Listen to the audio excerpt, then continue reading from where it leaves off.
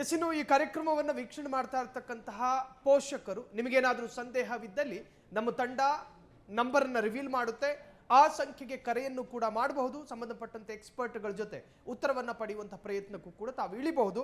Yes sir, ಸಾಮಾನ್ಯವಾಗಿ ಯಾರಿಗಾದರೂ ಎದೆ ನೋವು ಕಾಣಿಸ್ಕೊಂಡಾಗ ಗ್ಯಾಸ್ಟ್ರಿಕ್ ಕಾಣು ಅಂತ ಹೇಳಿ ಕೆಲವರು ಅವ್ರನ್ನ ತಾತ್ಕಾಲಿಕ ಭರವಸೆಯನ್ನು ಕೊಟ್ಬಿಡ್ತಾರೆ ಸರ್. ಇನ್ನು ಕೆಲವು ಮಕ್ಕಳಲ್ಲಿ ಈ ತರಹದ ಸಿಂಪ್ಟಮ್ಸ್ಗಳು ಕಾಣಿಸ್ಕೋತವೆ. ಇದು ಅಸ್ತಮಾಗೆ ಸಂಬಂಧಪಟ್ಟ ಸಿಂಪ್ಟಮ್ಸೇ ಆದರೂ ಕೂಡ ಪೋಷಕರು ಸಮಾಧಾನಕ್ಕೆ ಇವೆಲ್ಲ ಕಾಮನ್ ಕಣೋ.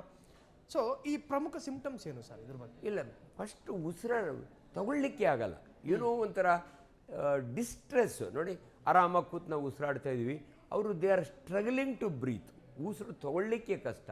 ಆ್ಯಂಡ್ ಪರ್ಟಿಕ್ಯುಲರ್ ಸೀಸನ್ಸ್ ಇರ್ತವೆ, ಡಿಸೆಂಬರ್ನಲ್ಲಿ, ಚಳಿಗಾಲದಲ್ಲಿ. ಆ್ಯಂಡ್ ಭಾಳ ಸಾರಿ ನೋಡಿ, ಅನ್ಫಾರ್ಚುನೇಟ್ಲಿ ಮನೆಗಳಲ್ಲಿ ಇಚ್ ಮೈಟ್ ಅಂತ ಇರುತ್ತೆ, ಧೂಳಿರುತ್ತೆ. ಹಾಸಿಗೆ ಮಂಚದ ಸೊಂದೆಯಲ್ಲಿ ಧೂಳಿರುತ್ತಲ್ಲ, ಆ ಜಾಗದಲ್ಲಿ. ಆ್ಯಂಡ್ ಕೆಲವರು ಮನೆಗಳಲ್ಲಿ ಪ್ರಾಣಿಗಳನ್ನ ಸಾಕಿರ್ತಾರೆ, ಪರ್ಟಿಕ್ಯುಲರ್ ಬೆಕ್ಕು, ನಾಯಿ, ಅದರ ರೋಮನ ಇನ್ಹೇಲ್ ಮಾಡಿಕೊಂಡ್ರೆ. ಸೊ ರೋಗ ಲಕ್ಷಣ ಭಾಳ ಸಿಂಪಲ್. ಜ್ವರ ಇರಲ್ಲ, ನೆಗಡಿ ಇರಲ್ಲ, ಆದರೆ ಉಸಿರಾಟದ ಕಷ್ಟ. ಸಮ್ಟೈಮ್ಸ್ ನೆಗಡಿನೂ ಇರುತ್ತೆ. ಸೊ ಟೇಕಿಂಗ್ ನಾವು ಉಸಿರಾಟ ಅಂದರೆ ಉಸಿರು ತೊಗೋಬೇಕು, ಉಸಿರು ಬಿಡಬೇಕು, ಎರಡಕ್ಕೂ ಕೂಡ ಸಾಹಸ ಪಟ್ಟು ತೊಗೋಬೇಕು. ಸ್ಟ್ರಗಲ್ ಮಾಡ್ತಾರೆ, ನನಗೆ ಆಗ್ತಾ ಇಲ್ಲ, ನನಗೆ ಇನ್ನೇನಾರು ಬೇಕು ಅಂತ ಮಕ್ಕಳೇ ಕೇಳ್ತಾರೆ. ಸೊ ಅದರಿಂದ ಯಾರಿಗೆ ಉಸಿರಾಟದ ಕಷ್ಟ ಇದೆಯಲ್ಲ, ಇವನ್ನೆಲ್ಲ ನಾವು ಆ ಕ್ಯಾಟಗರಿಯಲ್ಲಿ ಹಾಕ್ತೀವಿ, ಆಸ್ಮಾಟಿಕ್ ಅಂತ. ಸೊ ಅದರಿಂದ ದಯವಿಟ್ಟು ಇದ್ರ ಬಗ್ಗೆ ಗಮನ ಇರಲಿ. ಯಾಕಂದರೆ ಸಫರರ್ಸ್ಗೆ ಇಮಿಡಿಯೇಟ್ ರಿಲೀಫ್ ಕೊಡಲಿಲ್ಲ ಅಂದರೆ ಅವ್ರಿಗೆ ಇಟ್ಸ್ ಎ ಕಿಲ್ಲರ್ ಡಿಸೀಸ್ ಅಂತ ಹಾಕಿದ್ದೀರಿ. Even asthma can kill A person. ಎಲ್ಲ ಟೈಮ್ನಾಗೂ ಆಗಲ್ಲ, ಬಟ್ ಸಿವಿಯರ್ ಆಸ್ಮಾಗೆ ಹೋದರೆ ಅವರು ಏನೋ ರೆಸ್ಪಿರೇಟರಿ ಅಬ್ಸ್ಟ್ರಕ್ಷನ್ ಆಗಿ ಸಾಮರ್ಥ್ಯ ಅದಕ್ಕಿದೆ, ಇದೆ, ಕೊಲ್ಲುವ ಸಾಮರ್ಥ್ಯ ಇದೆ. S S. ಇನ್ನು ಸರ್, ಒಂದೊಂದು ತಪ್ಪು ಕಲ್ಪನೆ ಇದೆ ಸರ್ ಈ ಗ್ರಾಮೀಣ ಭಾಗದಲ್ಲಿ ಒಂದಷ್ಟು ಜನರಿಗೆ. ಅದರರ್ಥ ಗ್ರಾಮೀಣರಿಗೇನು ಜ್ಞಾನ ಇಲ್ಲ ಅಂತಲ್ಲ, ಹೆರಿಡಿಟಿಯಿಂದ ಬರುತ್ತಿದ್ದು, ನನ್ನ ತಾತನಿಗೂ ಇತ್ತು, ಹಂಗಾಗಿ ಮೊಮ್ಮಗನಿಗೆ ಬಂದಿದೆ. ಇದು ನಿಜಾನ ಸರ್? ಬರೋ ಸಾಧ್ಯತೆಗಳು ನಿಜ. ಕೆಲವು ಫ್ಯಾಮಿಲಿ ಒಳಗೆ ಇದು ರನ್ ಆಗುತ್ತೆ. ಅದು ಹೆರಿಡಿಟಿನ ಅಥವಾ ಸಿಮಿಲರ್ ಅಟ್ಮಾಸ್ಫಿಯರ್ಗೆ ಅವರೆಲ್ಲ ಎಕ್ಸ್ಪೋಸ್ ಆಗಿದ್ದಾರೋ, ಅವ್ರ ಮನೆಗೆ ಹೊಗೆ ಇದೆ, ಅವ್ರ ಮನೆಗೆ ಗಲೀಜು ಜಾಸ್ತಿ ಇದೆ, ಮಂಚುಗಳ ಸಂದೆ ಧೂಳಿದೆ ಅಂತ ಎಲ್ಲರೂ ಕೂಡ ಒಂದೇ ಟೈಪ್ ಆಫ್ ಅಟ್ಮಾಸ್ಫಿಯರ್ಗೆ ಎಕ್ಸ್ಪೋಸ್ ಆಗಿ ಬಂದಿದ್ದಾರೋ, ಅಥವಾ ನಾವು ಹೇಳ್ತೀವಿ ಅವ್ರ ಆ ಫ್ಯಾಮಿಲಿ ಒಳಗೆ ಆಸ್ತಮಾ ಇದೆ ಅಂತ ಹೇಳ್ತೀವಿ, ಅದು ಜೆನೆಟಿಕಲಿನೂ ಇರಬಹುದು. But most of the time ಅದೊಂದೇ ನೆಪದ ಮೇಲೆ ಎಲ್ರಿಗೂ ತಾತನಿಗಿತ್ತು ಬಿಡು, ಮಕ್ಕಳಿಗೆ ಪರವಾಗಿಲ್ಲ, ಹಂಗೇನಿಲ್ಲ. ಮಕ್ಕಳಿಗೆ ಆ ಅಟ್ಮಾಸ್ಫಿಯರ್ ಚೇಂಜ್ ಮಾಡಿದರೆ, ಮನೆಯ ವಾತಾವರಣ ಚೇಂಜ್ ಮಾಡಿದರೆ, ಅವ್ರನ್ನ ಕರ್ಕೊಂಡೋಗಿ ಕರೆಕ್ಟ್ ಟ್ರೀಟ್ಮೆಂಟ್ ಕೊಟ್ಟರೆ ಅವ್ರ ಮಕ್ಕಳನ್ನ ಡೆಫಿನೆಟ್ಲಿ ಟ್ರೀಟ್ ಮಾಡ್ಬೋದು. ಇದನ್ನು ಅವ್ರ ಮನಸ್ಸಿನಲ್ಲಿ ಇಟ್ಕೋಬೇಕು. ಇರಲಿ ಬಿಡು, ತಾತನಿಗೂ ಇತ್ತು, ಅದೆಲ್ಲ ಬಿಟ್ಬಿಡ್ಬೇಕು. ಇವಾಗ ಅದು ಟ್ರಿಗ್ಗರಿಂಗ್ ಎಫೆಕ್ಟ್ ಅಷ್ಟೇ, ಬಟ್ ಸಫರಿಂಗ್ ಏನು ಬೇಕಿಲ್ಲ. ಸೊ ಅವ್ರನ್ನ ಮ್ಯಾನೇಜ್ ಮಾಡಬಹುದು. ಎಸ್. ಇನ್ನು ಕೆಲ ತಂದೆ ತಾಯಿ ಹೇಳೋದಿದೆ ಸರ್, ನನ್ನ ಮಕ್ಕಳನ್ನ ನಾನು ಗಿಣಿ ಸಾಕ್ದಂಗೆ ಸಾಕ್ತಾ ಇದ್ದೀನಿ, ನನ್ನ ಮಕ್ಕಳು ಮನಸ್ಸಿನಲ್ಲಿ ಕಲ್ಪನೆ ಮಾಡೋದನ್ನೆಲ್ಲವೂ ನಾನು ತಂದು ಕೊಡಬೇಕು, ಆಗಲೇ ನಾನು ಗುಡ್ ಡ್ಯಾಡಿ ಅಂತ ಕರೆಸ್ಕೋಬೇಕು. ಹಂಗಂತ ಮಕ್ಕಳು ಜಂಕ್ ಫುಡ್ಡಿಗೆ ಹಠ ಮಾಡಿದಾಗ ಅದು ಕೊಡಿಸೋನು ತಂದೆ. ಅಂದರೆ ಈ ಸಮಾಜದಲ್ಲಿ ಆ ಥರ ತಂದೆಗಳು ತುಂಬ ಇದ್ದಾರೆ ಸರ್. ಆ ಮಕ್ಕಳ ಆರೋಗ್ಯಕ್ಕೂ ಕೂಡ ಇದು ಕಾರಣ ಆಗಬಹುದು, ಅನಾರೋಗ್ಯಕ್ಕೂ ಕಾರಣ ಆಗಬಹುದು ಅನ್ನೋ ಪರಿಜ್ಞಾನ ಇರೋದಿಲ್ಲ ಕೆಲವರಿಗೆ.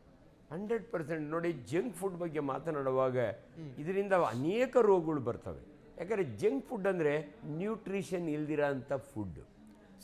ಮಕ್ಕಳಿಗೆ ಬೆಳವಣಿಗೆ ಆಗೋಗಿ ವಿಟಮಿನ್ ಎ ಬೇಕು, ಡಿ ಬೇಕು, ಇವೆಲ್ಲವನ್ನು ನ್ಯಾಚುರಲಿ ಸಿಗೋದು ಹಣ್ಣುಗಳಲ್ಲಿ, ಸೊಪ್ಪು ತರಕಾರಿಗಳಲ್ಲಿ. ಇವು ಮಕ್ಕಳು ಜಂಕ್ ಫುಡ್ ತಿನ್ನೋಕ್ಕೆ ಶುರು ಮಾಡ್ತಾರಲ್ಲ, ದೇ ಆರ್ ಡಿಪ್ರೈವ್ಡ್, ಒಳ್ಳೆ ಆಹಾರ ಸಿಗೋದಿಲ್ಲ. ಅದರಿಂದ ನ್ಯಾಚುರಲಿ ಅವ್ರ ಬಾಡಿ ರೆಸಿಸ್ಟೆನ್ಸು ಕಡಿಮೆ ಆಗುತ್ತೆ. ಎಲ್ಲೋ ಒಂದು ಕಡೆ ನೋಡಿ, ಇಮ್ಯುನಿಟಿ ಅಂತೀವಿ ನಾವು, ಪ್ರತಿಯೊಂದಕ್ಕೂ ನಮ್ಮ ಬಾಡಿ ತಡ್ಕೊಳ್ಳೋ ಶಕ್ತಿನ ಇಮ್ಯೂನ್ ಸಿಸ್ಟಮ್ ಅಂತೀವಿ ನಾವು. ಸೊ ಯಾವಾಗ ಇವ್ರು ಜಂಕ್ ಫುಡ್ ಎಲ್ಲ ಜಾಸ್ತಿ ತಿಂತಾರಲ್ಲ, ಇವ್ರ ಇಮ್ಯೂನ್ ಸಿಸ್ಟಮೇ ಹಾಳಾಗಿರುತ್ತೆ. ಹಂಗಾಗಿ ಸಣ್ಣ ಪುಟ್ಟ ಕಾಯಿಲೆಗಳನ್ನೂ ತಡ್ಕೊಳಕ್ಕಾಗಲ್ಲ. ಅದರಿಂದ ತಂದೆ ತಾಯಿಗಳಿಗೆ ಒಂದು ಗಮನ, ದಯವಿಟ್ಟು ಹೆಚ್ಚಿಗೆ ಮಕ್ಕಳಿಗೆ ಆಸೆ ಇರುತ್ತೆ, ಇಲ್ಲ ಅನ್ನಲ್ಲ, ಬಟ್ ಎಲ್ಲೋ ಅವ್ರನ್ನ ಸ್ಯಾಟಿಸ್ಫೈ ಮಾಡಲಿಕ್ಕೋಸ್ಕರವಾಗಿ ಪ್ರತಿದಿನ ಜಂಕ್ ಫುಡ್ ಕೊಡಿಸೋದನ್ನು ಅವಾಯ್ಡ್ ಮಾಡಬೇಕು. ಪರ್ಟಿಕ್ಯುಲರ್ ಐಸ್ ಕ್ರೀಮ್ಸ್ ಭಾಳ ತಿಂತಾವೆ ಮಕ್ಕಳು. ಥಂಡಿ ಇರೋವಂಥ ವಸ್ತುಗಳನ್ನ ಈ ಆಸ್ತಮಾ ಇರೋರಿಗೆ ಅಥವಾ ಆಸ್ತಮಾ ಬರ್ದಂಗೆ ನೋಡ್ಕೋಬೇಕು ಅಂದರೆ ಆದಷ್ಟು ಅವಾಯ್ಡ್ ಮಾಡೋದು ಒಳ್ಳೆಯದು. ಸರ್, ಇನ್ನು ಈ ಆಸ್ತಮಾದ ಅತ್ಯಂತ ಅಪಾಯಕಾರಿಯಾದಂಥ ಹಂತ ಯಾವುದು ಸರ್, ನೀವು ಗಮನಿಸಿರೋ ಹಾಗೆ? ಇಲ್ಲ, ಪರ್ಟಿಕ್ಯುಲರ್ ನಾವು ಡಿಸೆಂಬರ್ನ ನೋಡಿದಾಗೆ ತುಂಬ ಡಿಸ್ಟ್ರೆಸ್ ಆಗಿ ಬರ್ತಾರೆ, ಗಾಡಿ ಒಳಗೆ ಹಾಕ್ಕೊಂಬರ್ತಾರೆ. ಅಯ್ಯೋ ಉಸಿರಾಡೋಕ್ಕೆ ಆಗ್ತಿಲ್ಲ, ಕಿಟಕಿ ಹತ್ರ ನಿಂತ್ಕೊಂಡಿದ್ರು, ಎತ್ಕೊಂಬರ್ತಾರೆ ಎಷ್ಟೋ ಸಾರಿ. ಸೊ ಇದು ಕ್ರಾನಿಕ್ ಆಸ್ತಮಾ ಅಂದರೆ ಫಸ್ಟ್ ಟೈಮ್ ಹಂಗೆ ಆಗಲ್ಲ, ಪದೇ ಪದೇ ಹಿಂಗೆ ಆಗಿ ಆ ಬ್ರಾಂಕೋಸ್ಪ್ಯಾಸಮ್ಗೆ ಹೋಗಿ ಆ್ಯಂಡ್ ಕರೆಕ್ಟ್ ಮೆಡಿಕೇಷನ್ ತೊಗೊಳ್ಳಿಲ್ಲ ಅಂದರೆ ಬಿಗಿನಿಂಗಿಂದ ಇನ್ಫ್ಯಾಕ್ಟ್ ನಾವೆಲ್ಲ ಯಂಗ್ ಡಾಕ್ಟರ್ಸ್ ಇದ್ದಾಗೆ ಅಕ್ಕಿ ತಿಮ್ಮನಹಳ್ಳಿ ಒಳಗೆ ಡಬಲ್ ರೋಡ್ನೊಳಗೆ ರಾಮು ಅಂತ ಒಬ್ಬ ಡಾಕ್ಟ್ರ್ ಇದ್ದರು. ಎಷ್ಟು ಫೇಮಸ್ ಅಂದರೆ ಅವರು ಆಸ್ಮಾ ರಾಮು ಅನ್ನೋರು, ಸ್ಟೀರಾಯ್ಡ್ ರಾಮು ಅನ್ನೋರು. ಇನ್ಫ್ಯಾಕ್ಟ್ ಅಷ್ಟೊಂದು ಕಾಮನ್ ಇತ್ತು. ಸೊ ಅದರಿಂದ ತುಂಬ ಕಷ್ಟ ಆದಾಗೆ ಉಸಿರಾಟನೇ ಸಿಂಪ್ಲಿ ಇಮ್ಯಾಜಿನ್, ಮೀನಿಗೆ ಹೆಂಗೆ ನೀರಿನಲ್ಲಿ ಆ ಗಾಳಿ ಸಿಗುತ್ತಲ್ಲ, ಅದನ್ನು ಎತ್ತಿ ನೀರಿಂದ ಹೊರಗಡೆ ಹಾಕಿರಿ ಹೆಂಗೆ ಒದ್ದಾಡುತ್ತಲ್ಲ, ಸಿಮಿಲರ್ ಸಿಚುಯೇಷನ್ನು ಮನುಷ್ಯನಿಗೆ ಭೂಮಿ ಮೇಲೆ ಇದ್ದರೂ ಕೂಡ ಅವರು ರೂಮಲ್ಲಿದ್ದರೆ ಹೋಗಿ ಕಿಟಕಿ ಹತ್ರ ನಿಂತ್ಕೋತಾರೆ, ಏನೋ ಕಷ್ಟಪಡ್ತಾರೆ, ಸ್ಟ್ರಗಲ್ ಮಾಡ್ತಾರೆ, ನನಗೆ ಗಾಳಿನೇ ಸಿಗ್ತಿಲ್ಲ ಅಂತಾರೆ. ಆ್ಯಂಡ್ ಭಾಳ ಸಾರಿ ಕೆಮ್ತಿರ್ತಾರೆ, ಯಾಕಂದರೆ ಕಫ ಇರುತ್ತಲ್ಲ ಅದು ಕೂಡ ಬ್ಲಾಕ್. ನೋಡಿ, ಇದು ಜಸ್ಟ್ ಪ್ಯಾಸೇಜು. ನಮ್ಮ ಬ್ರಾಂಕಸ್ಸು, ಬ್ರಾಂಕಿಯೋಲ್ಸು ಇವೆಲ್ಲ ಇದಾವಲ್ಲ, ಗಾಳಿನ ಒಳಗೆ ತೊಗೊಂಡೋಗಿ ಹೊರಗಡೆ ತರೋ ಅಂಥ ಟ್ಯೂಬ್ಗಳು. ಈ ಟ್ಯೂಬ್ಗಳು ಹೆಂಗೆ ಬಿಗಿ ಆಗಿಬಿಟ್ರೆ, ಆ್ಯಂಡ್ ಟ್ಯೂಬ್ ಒಳಗಡೆ ಏನೋ ಒಂದು ಇದ್ದರೆ, ಅದು ಏನು ಅಂದರೆ ಇದೆ ಮ್ಯೂಕಸ್, ಅಲ್ಲಿ ಸೆಕ್ರೆಟ್ ಆಗುತ್ತೆ. ಈ ಜಾಸ್ತಿ ಇದ್ದರೆ ಒಳಗೂ ಗಾಳಿ ತೊಗೊಳಕ್ಕಾಗಲ್ಲ, ಆಕ್ಸಿಜನ್ ಎಕ್ಸ್ಚೇಂಜ್ ಆಗಲ್ಲ. ಸೊ ಅವಾಗ ಪ್ರತಿ ಟಿಶ್ಯೂಗೂ ಕೂಡ ಅಫೆಕ್ಟ್ ಆಗುತ್ತೆ.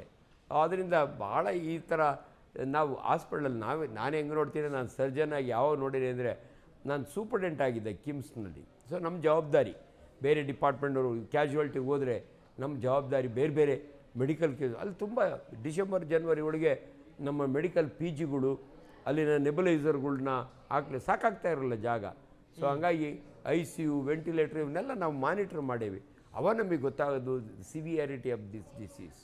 ಹಂಗೆ ಸರ್, ಈಗ ಕೆಲವೊಂದು ಪೇರೆಂಟ್ಸ್ಗಳು ಹೇಳೋದಿದೆ ಸರ್, ನನ್ನ ಮಗನಿಗೆ ಆಸ್ತಮಾಗೆ ಟ್ರೀಟ್ಮೆಂಟು ನಿರಂತರವಾಗಿ ಕೊಡಿಸ್ತಾ ಇದ್ದೀನಿ, ಅದಕ್ಕೊಂದು ಶಾಶ್ವತವಾದಂತಹ ರಿಸಲ್ಟನ್ನು ನಮಗೆ ನೋಡೋದಕ್ಕೆ ಸಾಧ್ಯ ಆಗಿಲ್ಲ.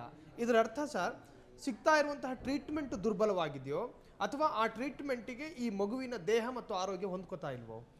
ಅನ್ಫಾರ್ಚುನೇಟ್ಲಿ ನಮ್ಮಲ್ಲಿ ನೋಡಿ ಈ ಒಂದು ವರ್ಡ್ ಇದೆ, acute problems and chronic problems ಅಂತ.